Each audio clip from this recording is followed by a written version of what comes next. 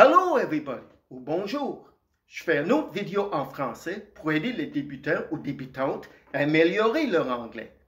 Dans cette vidéo, je vais vous donner 5 conseils. 5 conseils que vous pouvez utiliser pour améliorer votre anglais ou n'importe quelle autre langue. Ça, c'est la bonne nouvelle. Ces conseils s'appliquent à toutes les langues qu'on doit ou veut acquérir. Et pour nous aider à faire cette vidéo, on a ici notre ami Mr. Frog. Say hello to everybody. Hello, hi. Dans quelques instants, Mr. Frog va piger un papier dans ce sac noir. En passant, comment est-ce qu'on dit sac noir en anglais? That's it, a black bag. Donc, Mr. Frog va piger un papier qui va vous donner un conseil. Puis, il y en a 5, comme j'ai dit au début. Est-ce que tu es prêt, Mr. Frog? Are you ready? Yes, I am ready. Let's go. Premier conseil. TV. La télévision, c'est un excellent moyen d'améliorer son anglais. Moi, j'ai déjà eu des élèves qui ont appris l'anglais juste en regardant la télévision. Ça fonctionne. Évidemment, il faut choisir des émissions qui nous intéressent. Et lorsqu'on est débutant, peut-être pas regarder quelque chose qui dure, par exemple, 2 heures. Ça pourrait être trop dur pour le cerveau. Par contre, une émission de 30 minutes ou un événement sportif où il y a beaucoup d'images, ça pourrait être très, très efficace pour améliorer sa prononciation, son vocabulaire, de s'habituer aux gens qui parlent vite, etc. Je recommande également d'activer les sous-titres codés. Ça permet de faire un lien entre ce qu'on dit et ce qui est écrit, la langue écrite. Un avertissement, par contre, lorsqu'on n'est pas habitué de lire les sous-titres codés, on peut trouver ça un peu trop vite parce que les gens parlent. Pendant ce temps-là, on voit l'écriture en bas de l'écran qui se défile. Des fois, ça peut être un peu dur au début, mais ça, c'est une question de temps. Puis comme j'ai dit, c'est important de choisir des émissions pas trop longues lorsqu'on est débutant ou débutante. Donc, premier conseil, regardez la télévision.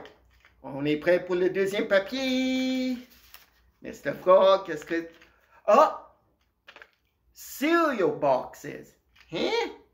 Oui, les boîtes de céréales, c'est une autre bonne façon pour améliorer son anglais.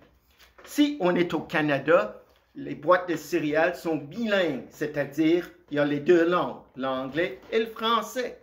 Admettons qu'on voit côté anglais ce mot-là, cinnamon. Puis on dit, OK, je ne suis pas sûr ce que ça veut dire. On regarde le côté français, cannelle. Puis on vient d'apprendre un nouveau mot. Admettons qu'on voit le mot cinnamon comme ici, mais on n'est pas sûr comment ça se prononce.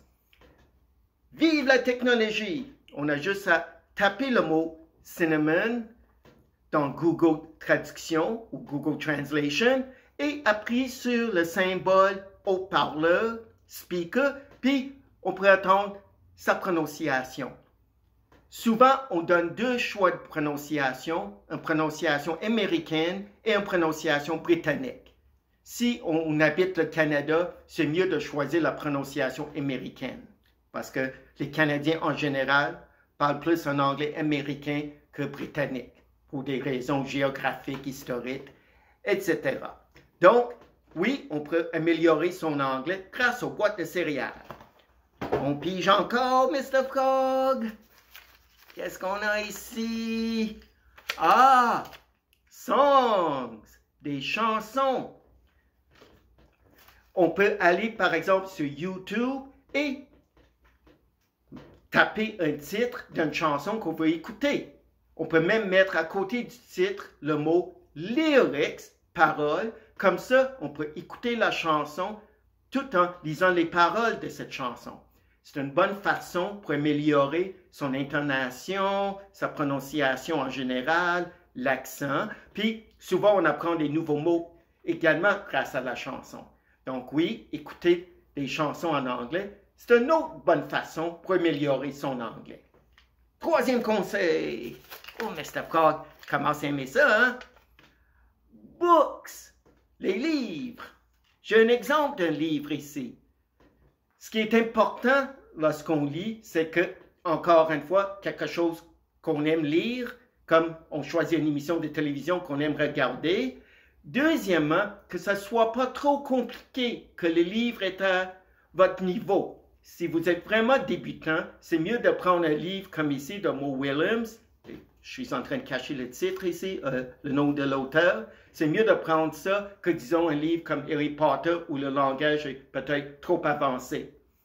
La bonne nouvelle également, si on parle de Mo Willems, souvent ces livres se trouvent en forme de vidéo sur YouTube.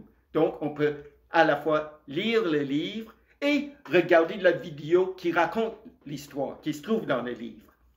Donc, les livres, la lecture, une autre façon pour améliorer son anglais. On continue. Est-ce qu'il en reste? Oh! Juste un autre conseil. On est déjà rendu au 5e conseil, Mr. Frog. Que le temps passe vite. Ah! Apps, qui veut dire des applications, des applis. Grâce à la technologie encore, Mr. Frog, hein? Si on a un téléphone cellulaire ou bien une tablette, on peut télécharger une application pour améliorer son anglais ou une autre langue. Des applications populaires pour l'acquisition des langues sont Duolingo, il y a également Babbel, Drops, c'est excellent pour améliorer son vocabulaire. Il y a également des applications plus pour enfants, donc vous n'avez qu'à aller sur Play Store ou Apple Store, c'est ça, parce que moi j'ai un Android. Donc, oui, une application est une autre façon pour améliorer son anglais. Donc, voilà les 5 conseils. Désolé pour les quelques hésitations, là. Je fais ça comme spontanément. Donc, bonne chance tout le monde avec votre anglais, ou si vous apprenez une autre langue, mais bonne chance avec ça. Et Mr. Frog, est-ce que tu as quelque chose à dire? Yes, goodbye everybody. Oh, t'es drôle. Yes, goodbye. Thank you.